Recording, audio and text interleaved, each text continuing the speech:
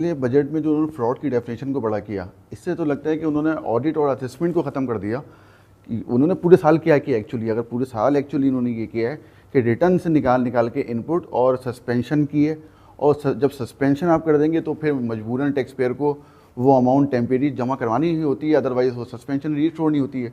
आप अपील में चले हैं तो वो पता है सस्पेंशन का मामला फिर किस तरह से वो कोर्ट में और वो टाइम टेकिंग है, तो पूरा बिजनेस रुक जाता है। तो आपको लगता है मतलब उस फ्रॉड की डेफिनेशन को बढ़ा के इन्होंने उस ऑडिट असेसमेंट का पैरेलल को वो लाके मतलब वो कर दिया, खड़ा कर दिया।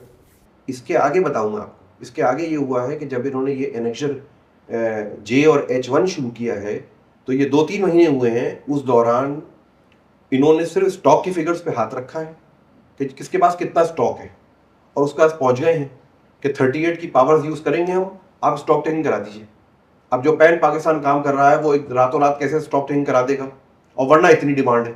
तो बेसिकली आप समझ लीजिए कि ये तो एक मतलब ये एक जिसको कहते हैं ये टैक्स नहीं है, कम से कम टैक्स कलेक्शन नहीं है, आप इसको कुछ भी कह सकते हैं, but this is not the way things how things are being handled.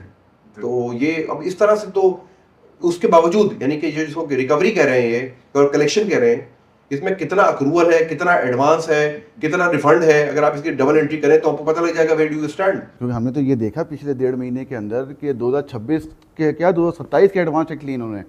2027 के एडवांस चेक लेने के बाद भी वो कहते हैं 1.5 ट्रिलियन का शॉर्टफॉल है। तो इसका मतलब है कि ये पूरी तरह की सिस्टम ही इनका फेल हो गया। फेल हो गया और ब्रॉडनिंग कोई नहीं। आप ये बताइए कि इसमें ये बताएं कि कितने नए टैक्स पेयर आपने ऐड किए हैं।